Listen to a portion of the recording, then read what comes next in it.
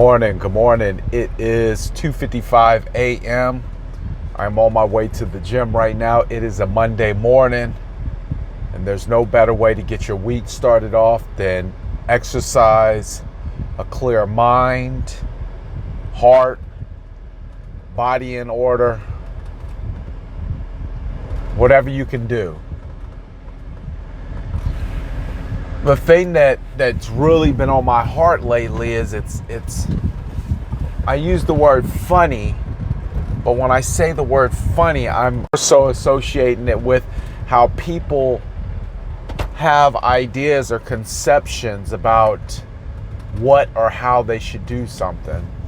And the biggest one is when you're trying to establish your faith, or maybe you want to be a better parent, or in my business, you want to be a better real estate agent, or you're married and you want to have a better marriage. Anything that you look to excel at, you want to work out. I remember when I first, it came into my heart to want to start running, and I remember I was sitting in a Starbucks on 24th Street and Baseline, and I'll never forget, this brother walked in. He had a shirt on that said, "Black Men Runs Phoenix." I said, "Brother, what is that shirt?" And I never bother people. I said, "Brother, what is that shirt you got on? What is that, dude?" He says, "Oh man, we're a running group." I said, "What do you mean a running group?" He's like, "Well, we run. It's, it's not just black men, but, that's the name of it. And that's what we typically, we're looking at." I done ran with Hispanic brothers. I done ran with some white brothers, white sisters. But I remember at that time that I was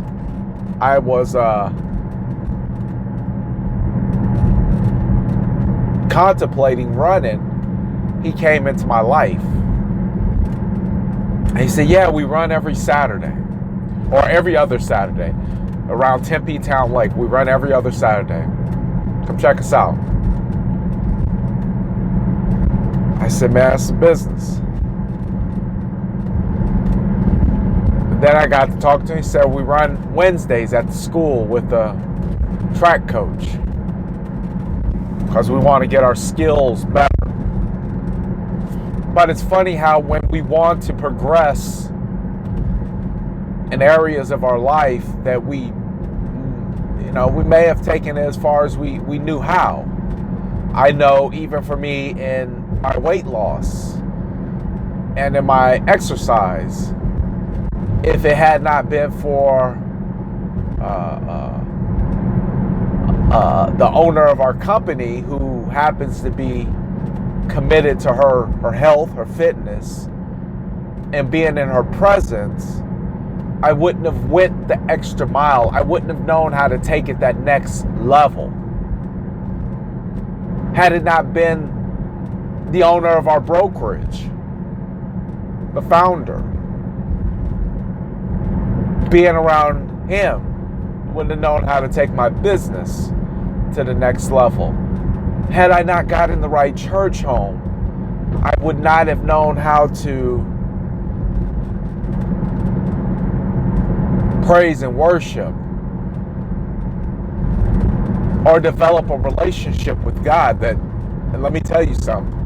You underestimate your relationship that you need to have with God, you've played yourself.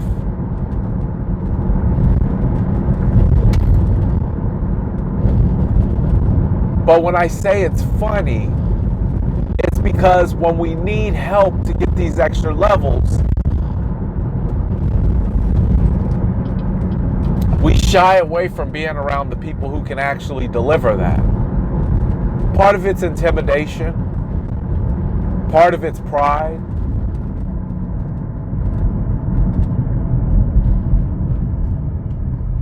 Big part of it is thinking you'll figure it out. And I think most divorces happen as a result of the individuals involved in it saying they'll figure it out. And before they actually get to that point, so much damage ends up being done that they can't figure it out.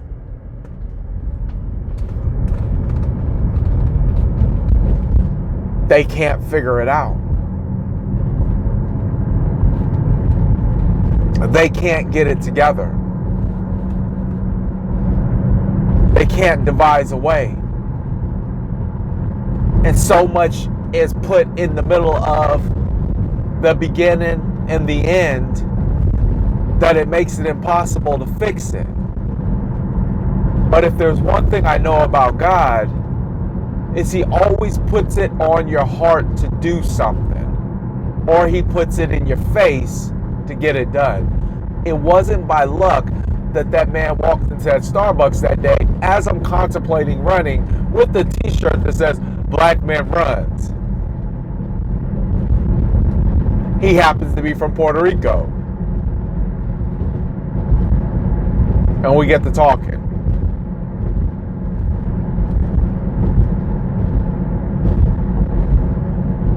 It wasn't by chance. It was divine intervention. It wasn't by chance that I ended up in the brokerage that I need to be in. It was divine intervention. Because the right components and pieces were there to help me in multiple aspects of my life.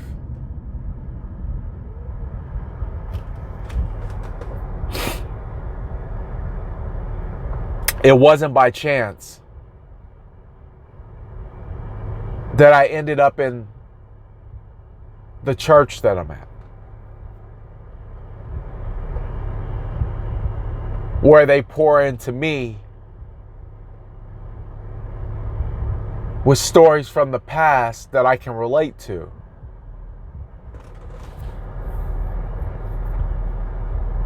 It wasn't by chance, but it wasn't also because I was being disobedient. Because I think we all have the same opportunities, the same chances, the same voices, the same spirit talking to us. Like I tell my wife all the time, I say, I think we need marriage counseling. Not because everything's all good, not because everything's all bad, but because we're hitting a certain point where whatever knowledge we have about this process, this stage,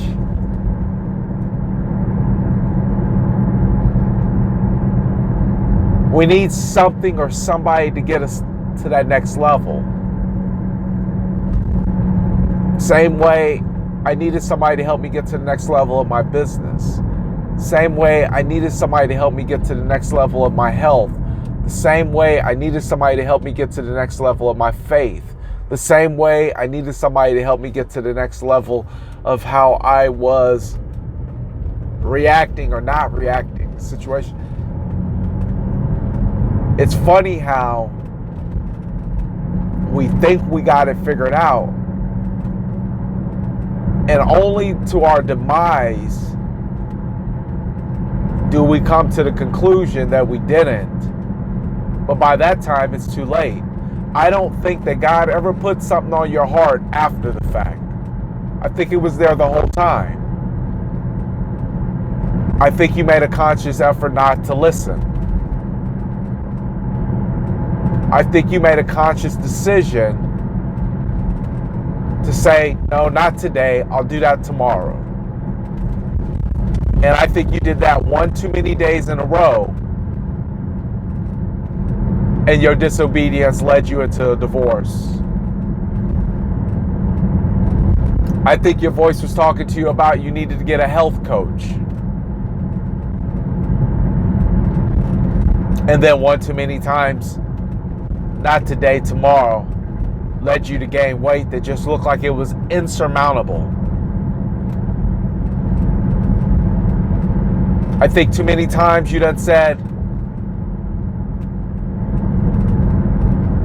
I'm gonna buy a house, but not today, tomorrow.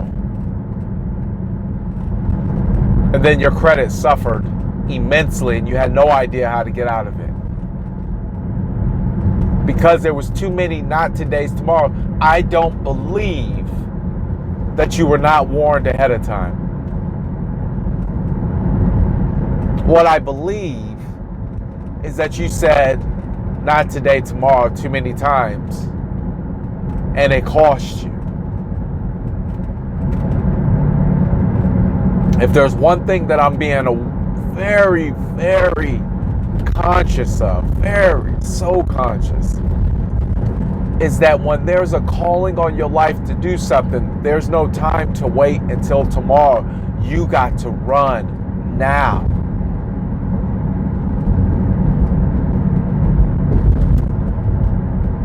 You have got to run now.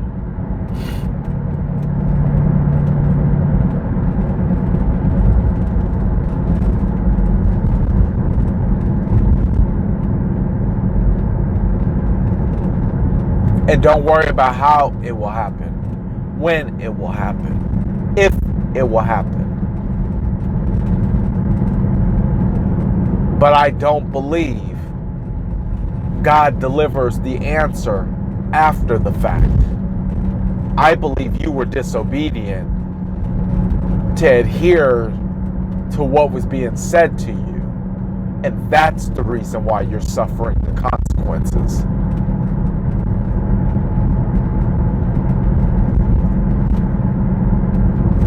You're not gonna go to heaven, meet up with God, and say, "Hey God, why didn't you?"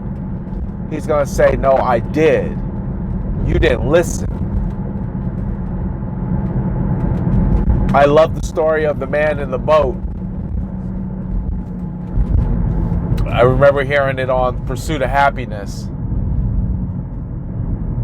The guy fell over the boat.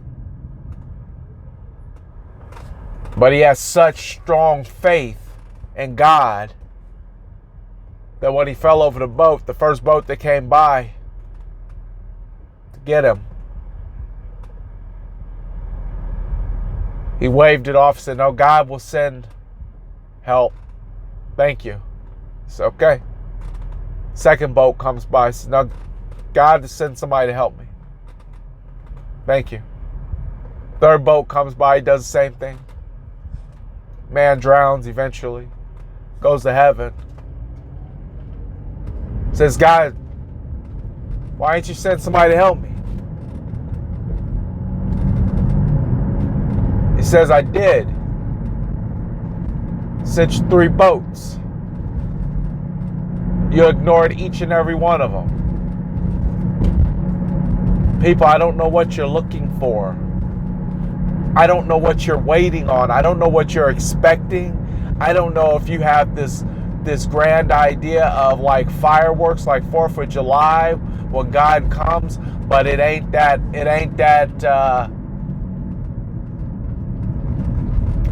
glamorous.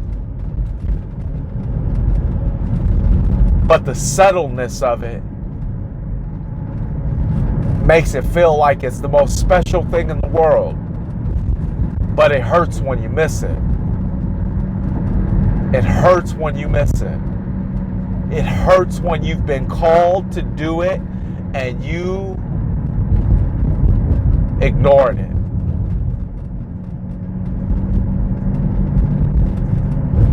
You decided to go the route of the road of least resistance.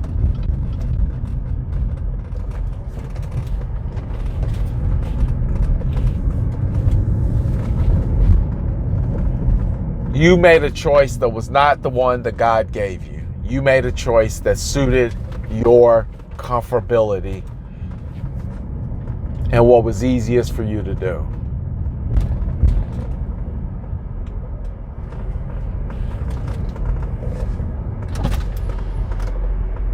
And that is why things are not coming together, because of your disobedient heart. If you want better, you have to put yourself around people who are doing better than you. There's no other way around it.